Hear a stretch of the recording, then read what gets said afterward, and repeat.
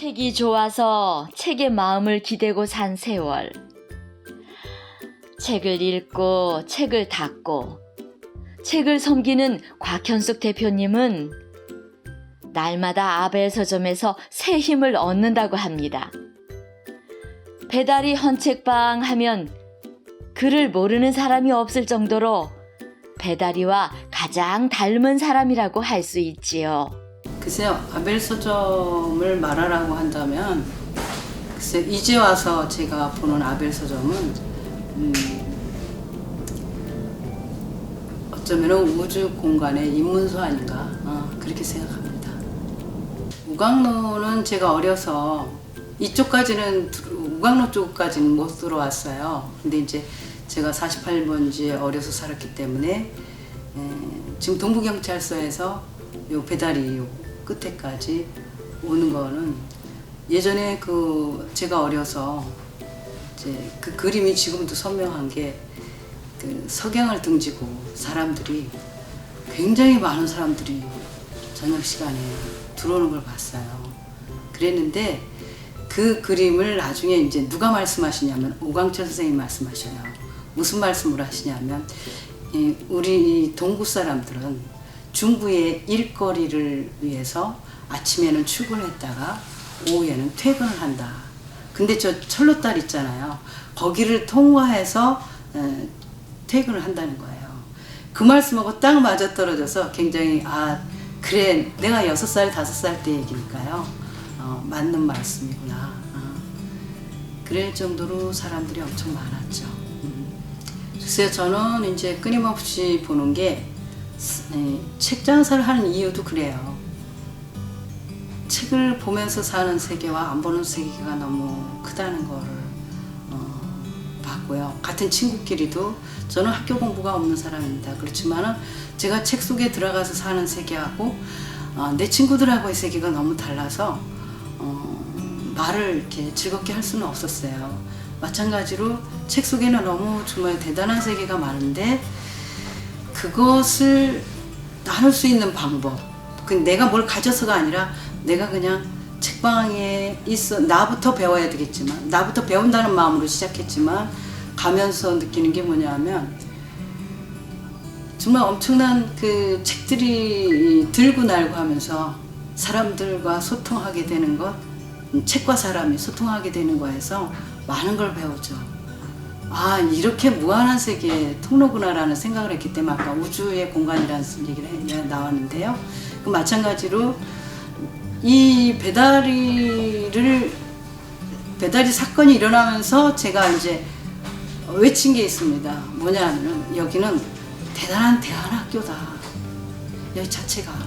그런데 이 대안학교 이것을 바로 보면서 바로 잘 응용한다면 너무너무 멋있는 곳인데 사람들은 왜 이것을 노력하지 않을까 하는 것인데 13년이 지난 지금도 똑같이 보여요. 그것이 무엇이냐 하면은 고민한다는 것은 생각한다는 것이고 생각한다는 것은 그 다음에 발로 움직여 간다는 겁니다. 근데 생각들은 충분히 배달이가 어쩌고저쩌고 수없는 사람들이 많이 말을 해요. 그렇지만 그 공간에서 자기를 내어서 고민하거나 생각하면서 진짜 이것을 해나가야 된다고 하는 그 발걸음을 보기가 어렵다는 거죠. 그것이 가장 아쉬운 거고요. 왜 여기가 대안학교가 될 수밖에 없느냐 하면은 살아온 120년의 말하자면은 도시 생태계가 여기는 그대로 살아있지 않습니까? 그러면 그 도시 생태계 속에서 우리가 그냥 도시가 되기 시작했냐고요. 타에 의한 거였잖아요. 그 타에 의한 것이 어떻게 해서 우리가 이 나라를 끌어오는데 어떤 기점까지 이 맥을 돌려왔는지 여기에서 구석구석에서 보면은 다 드러날 것이 너무 많거든요.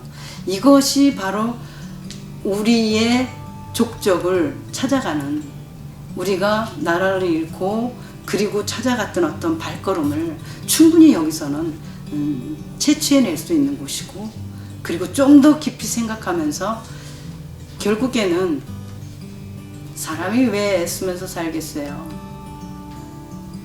자기를 위해서 아니겠어요? 사람이 무엇인가를 그걸 바라보는 그 눈 하나 얻으려고 세상에 나와서 고생하는 거 아니겠어요? 나는 그 고생이 바른 고생의 어떤 거리가 내게 주어졌을 때 그것을 드러내려고 하는 그 버지름 속에서 그 속에서 사람은 성숙돼 간다고 생각해요. 나는 그래서 배다리가 제대로 성숙되어 가는 모습을 보이는 것 자체가 인천 자체의 성공이라고 생각합니다. 우리 이 선진들이 사실은 50년대 초반까지 살았던 분들의 그 정신의 세계는 이 배다리에 대단한 것이었습니다. 근데 그 60년대 70년대 막 그러면서 그분들은 벌써 성공해서 다 떠나죠. 이곳을 떠나요. 그리고 그 다음 세대 사람들이 다 오기 시작하거든요. 그래서 여기에서 그 시간을 살았던 사람들의 그 정신의 세계는 박경리 선생님의 말씀을 빌어서 겨우 우리가 조금 알게 되고, 저도 이제서야 그 족족을 막 마음에서 추적하면서 이제서야 찾아내요.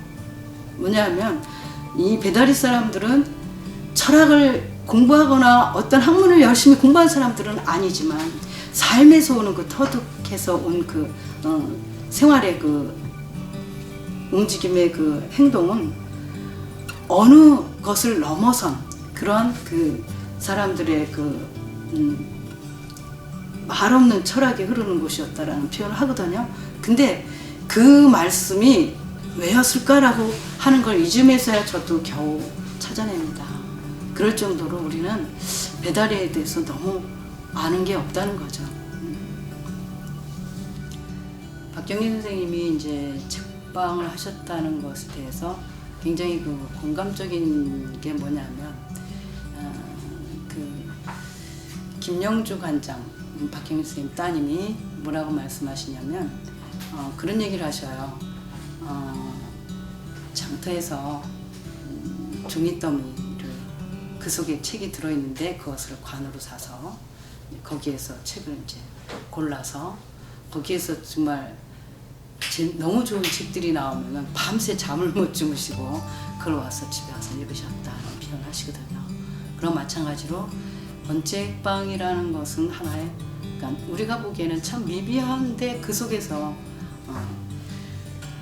분명히 이게 버려질 수밖에 없는, 찢어서 정말 떡도 싸줘야 될 그런 이 종이로 들어갈 수밖에 없는 그런 것이 딱 그 어떤 눈을 통해서 건져져서 또 새로운 그 지식을 갈구하는 어떤 새로운 눈에게 그것을 전해주는 거거든요.